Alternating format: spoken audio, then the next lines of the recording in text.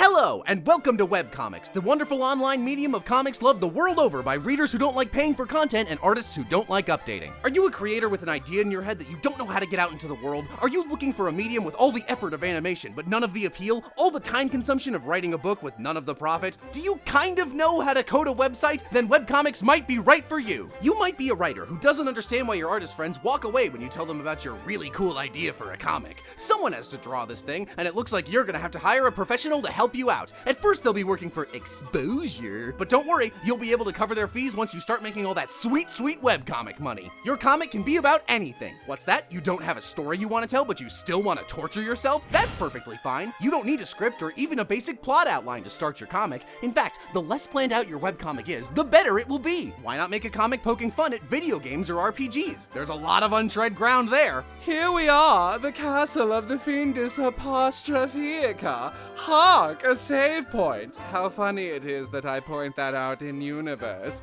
I hope we aren't killed by our comically villainous teammate. Too much room for creative thinking and character development? How about a comic where people just talk about playing video games? I like this game.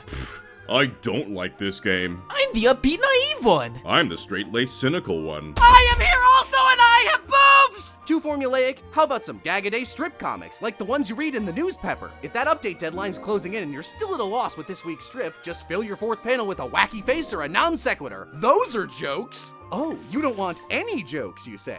I get it. You're one of those artsy types that uses a brooding anime girl as your avatar. In that case, why not make your comics avant-garde versions of your own poems? Ruined, soiled forever on my chest. I mixed my whites with the darks. My favorite shirt and my heart, both on the floor.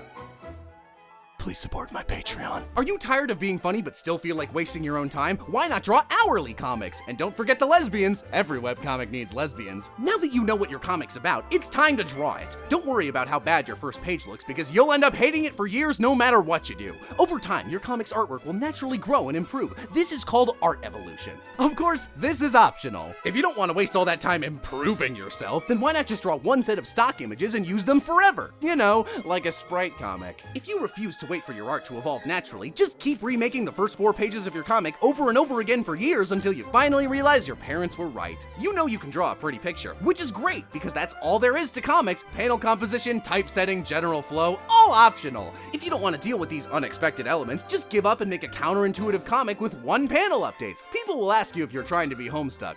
You are. Whew. That drawing sure took a lot of hard work, didn't it? Now, are you ready to draw that same character again several times a week for the next 6 to 10 years of your life while you slowly lose all your free time and your friends and family grow further and further away from you?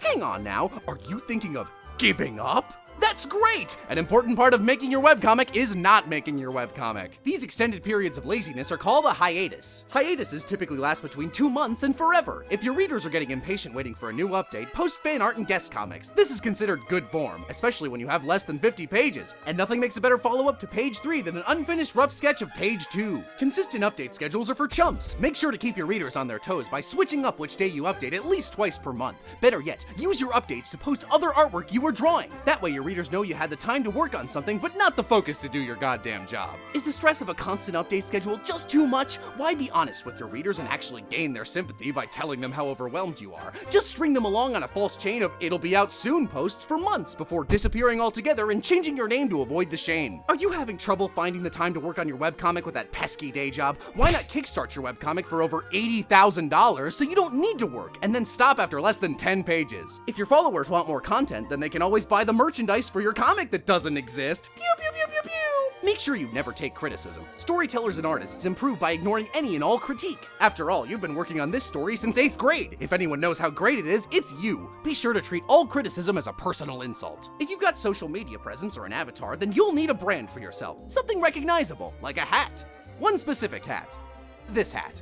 That's the webcomic artist hat. Don't forget your cast page. Cast pages are a great way to introduce readers to the first 5 characters in your comic before you get bored and can't be bothered to draw the rest of them. Now that you have all the elements of your webcomic, you need a place to host it. Why spend $30 a year to make your own site when you can host it on DeviantArt, Tapastic, or Tumblr? The slow load times, inefficient archiving systems, and general aesthetic mismatch will do your comic proud. And nothing beats that feeling of binge reading through all of one of your favorite comics only to realize at the last second that every page had rollover text or a caption that you missed. And if you're lucky, you'll catch up just in time to discover that the artist abandoned this project years ago and literally stopped drawing it in the hallway to the final boss! Ugh! 11 years later and I'm still mad. What's this guy been up to anyway? What? Oh, look at that. He was the art director on Steven Universe. You know what? Good for him. It's really good to see someone putting in the time and actually making their way in the industry today. And finish your fucking webcomic!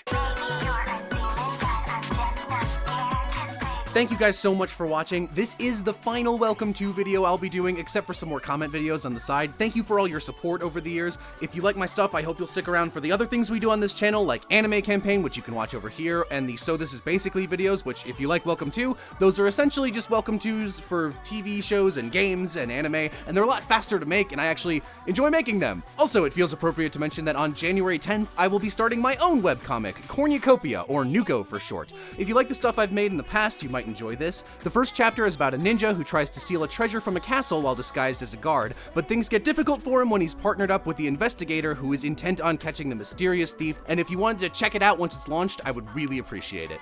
Thanks!